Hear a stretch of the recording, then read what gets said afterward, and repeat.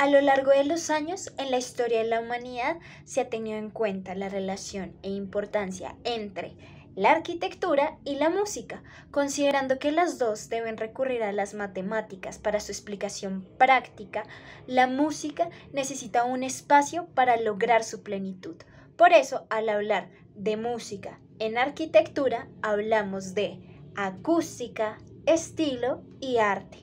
Por ejemplo, un arquitecto debe tener en cuenta siempre la acústica, dirección y reflexión del sonido en sus proyectos, al igual que los materiales que se utilicen. Esto con el fin de, ya sea expandir por toda la sala las ondas sonoras o todo lo contrario, aislar el sonido. Incluso algunas obras musicales han sido compuestas para ser reproducidas en determinados recintos, como lo fue Metástasis, obra contemporánea compuesta por Iannis Xenakis, pensada arquitectónicamente para ser interpretada en el pabellón Philips. Por eso nos surge la pregunta: ¿de qué manera se relaciona la música y la arquitectura en la Edad Media? Los términos como armonía son utilizados por músicos y arquitectos para expresar las cualidades ya sea de una pieza musical o de un espacio arquitectónico respectivamente. Para llegar a la Edad Media necesitamos contextualizar primero acerca de la antigua Grecia, su música y arquitectura, debido a que en realidad no tenemos una concepción clara del mundo griego. Como bien sabemos, su música era principalmente monofónica y monorrítmica. No tenemos ejemplos exactos en cuanto a cómo sonaba, sabemos que era muy improvisada y no existía una notación musical que guardara registros de su música. Se pensaba que podía curar enfermedades, purificar el cuerpo y el alma. En cuanto a sus instrumentos, eran conocidos el aulos, la lira, la quítara, entre otros. Lo que realmente queremos en este proyecto al hablar un poco de todo esto es entender la relación del arte en el desarrollo de la humanidad. Como contextualizamos anteriormente, para los griegos era mucho más importante de cómo lo vemos hoy en día. Por eso es que tenemos una visión un poco distorsionada de cómo era el arte griego, pues tanto sus esculturas como sus edificaciones habrían estado pintadas en su momento, ya que se han encontrado residuos de pigmentos, como por ejemplo en el antiguo templo griego, el Paternón, en el año 440 a.C., que es una especie de rectángulo con columnas blancas que pudo haber sido de otros colores. Lo que no se sabe es cómo realmente se veía. Y esto sucede porque con el paso de los años sabemos que los factores ambientales hacen que estos pigmentos se pierdan. Por esta razón, en el desarrollo arquitectónico, los griegos van a interesarse mucho por la observación de la naturaleza y la geometría, lo cual llevará siglos después a la aparición de la perspectiva cónica para representar espacios realistas, siendo estos los estándares que se van a replicar año tras año, época tras época en el resto de la historia del arte. Luego de esto, Roma conquista Grecia militarmente y la cultura griega acaba siendo tan influyente que los romanos empiezan a tomar elementos de esta y adaptarlos a la suya. Por tantas similitudes, a esto se le llama la cultura grecorromana. Un ejemplo eran los dioses romanos, los cuales son versiones adaptadas de los dioses griegos. Incluso algunos templos son muy parecidos, como el templo griego Partenón comparado con el templo romano. La base del edificio es un rectángulo con unas líneas de columna de piedra que tienen en la parte de arriba unos capiteles, líneas verticales que recorren todas las columnas y un tejado triangular. En esencia, el mismo concepto, los romanos inspirándose en los griegos. Toda esta tradición del arte romano, que a su vez estaba muy influenciado por el arte griego, continuó a través del arte cristiano. Con la caída del Imperio Romano de Occidente y la desintegración del poder del emperador, se da comienzo a la Edad Media. La Iglesia se fortalece y toma el poder religioso, político y administrativo como heredera natural del Imperio Romano. Esto se va a ver influenciado en el desarrollo de la música y arquitectura. Por tal razón, en la Edad Media, el arte se divide entre el románico y el gótico, los cuales están directamente relacionados con la religión. La arquitectura de iglesias y monasterios se caracterizará por su aspecto de solidez, el uso del arco de medio punto, junto con las bóvedas de cañón y arista. Los obispos del siglo XII pedían cosas que no eran tan razonables. Solicitaban catedrales súper amplias con enormes ventanales por los que entrara la luz, en el que tú entres y sientas esa divinidad y la presencia de Dios, pero claro, los ingenieros lo único que tenían era barro, madera y piedra. Entonces lo que hacen es coger 2 muros de piedra a 5 metros de distancia cada uno, que para una iglesia está bien, y se preguntaron cómo hacer el techo, con vigas de madera era un problema, porque conseguir un árbol con 10 metros de largo era muy costoso, a lo mejor necesitas muchas personas para transportarlo, y en el caso de la piedra era más fácil de transportar, pero con elementos de piedra tú no puedes hacer una viga, porque si las colocas de esta manera pues se caen. Entonces de aquí nace el arco de medio punto. Este te permite cubrir una distancia muy grande con un montón de pedazos de piedra, y por la naturaleza del arco las piedras están sujetándose las unas a las otras y no se van a caer hacia abajo.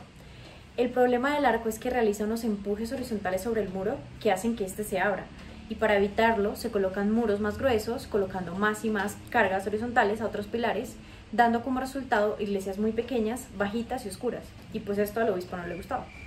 Así, lo que crean luego son los arcos apuntados y bóvedas de crucería, y esto vendría siendo la clave de la arquitectura gótica, porque en cuanto más aplanado es el arco, pues mayor es el empuje horizontal, más gruesos tienen que ser los muros, pero cuanto más vertical es el arco, pues menor es el empuje horizontal, entonces más finos pueden hacer los muros.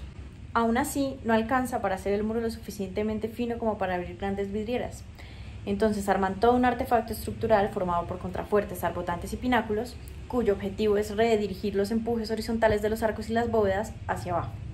El arbotante es un medio arco que recoge los empujes horizontales de la bóveda y los transmite al contrafuerte. Así los contrafuertes están separados del muro principal por una serie de arquitos que transmiten ese empuje sin tapar la luz y sin darle sombra al interior. Los pináculos son pesos encima de los contrafuertes.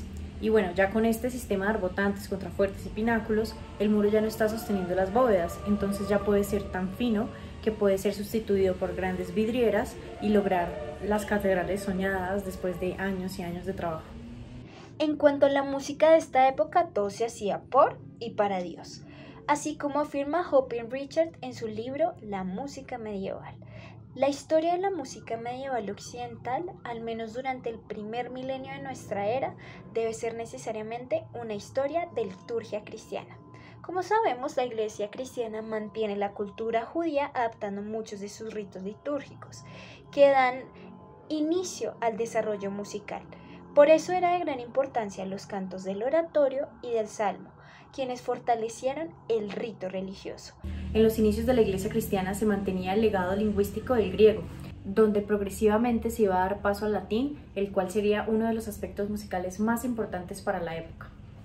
Al igual que en la arquitectura, la música en la Edad Media estaba realizando una transición a un estilo monódico, herencia de la cultura grecorromana, a una polifonía que inicia en el siglo XII para embellecer la liturgia por medio de voces, dando paso también a diferentes estilos de música profana.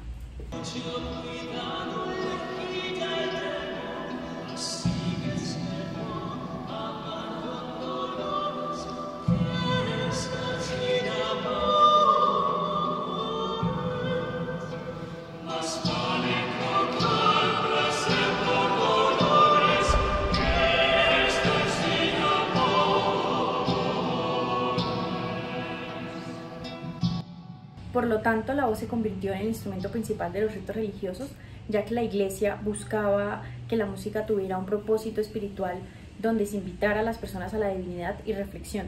Por eso la monodia da inicio a la música medieval, que consistía en una sola línea melódica entonada sin acompañamiento instrumental, su mayoría de veces, y esto evoluciona en uno de los elementos musicales más importantes de la época, el canto gregoriano, el cual da inicio al desarrollo de la notación musical a través de neumas que evolucionarían en el tetragrama dividido de Arezzo, estructura que da fin a la tradición oral. La relación de los cantos gregorianos con la arquitectura románica está entrelazado con la búsqueda del entendimiento de la monodia y el canto gregoriano como un medio para llegar a Dios. Un pensamiento enfocado al teocentrismo, desarrollado entre los siglos XI y XIII. Por esta razón, la mayoría de iglesias y catedrales se construyeron de edificios macizos y en penumbra, de gruesos y pesados muros con el fin de obtener un resultado acústico satisfactorio, principalmente enfocado en la estética visual de las iglesias. A su vez, nace la música profana, la cual estaba enfocada principalmente en la música que escuchaban las personas en las calles. Por esta razón, el teatro y la búsqueda de espacios acústicos adecuados pasa a un segundo plano, tal como afirma Rodríguez Ángel en su artículo La acústica de los teatros a través de la historia. En un primer instante, el drama se asienta en las iglesias y en la Baja Edad Media se traslada al aire libre. En este momento son frecuentes los espectáculos de juglares y bufones. También dice, como consecuencia de la falta de edificios destinados a fines teatrales, las preocupaciones acústicas de esta época se puede decir que prácticamente desaparecen. Por lo tanto, gracias al desarrollo de estas músicas profanas se desarrolla el arte urbano.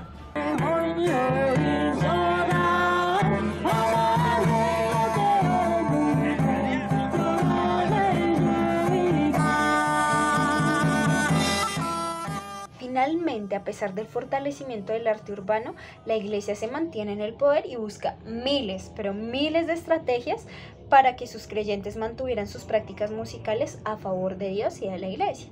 Por eso surge la polifonía junto con el desarrollo de las universidades, lo cual está directamente relacionado a la arquitectura gótica, que se desarrolla en Francia entre los siglos XII al XVI, donde la polifonía busca una ampliación y recreación del canto gregoriano con varias líneas melódicas al tiempo. Por esta razón, el estilo arquitectónico se pensaba de una manera distinta. Se le daba prioridad al detalle estético, la cual indirectamente afectaba en la reproducción del sonido. Por esto las catedrales generaban un espacio acústico espacioso que permitiera la reflexión directa del sonido. Algunos ejemplos de obras destacadas de la época fue el himno a San Juan Bautista, compuesto por el historiador Pablo al Diácono en el siglo VII, y Virum Omnes, el cual tuvo diferentes versiones escritas por Leonín y Perotin hacia el año 1200.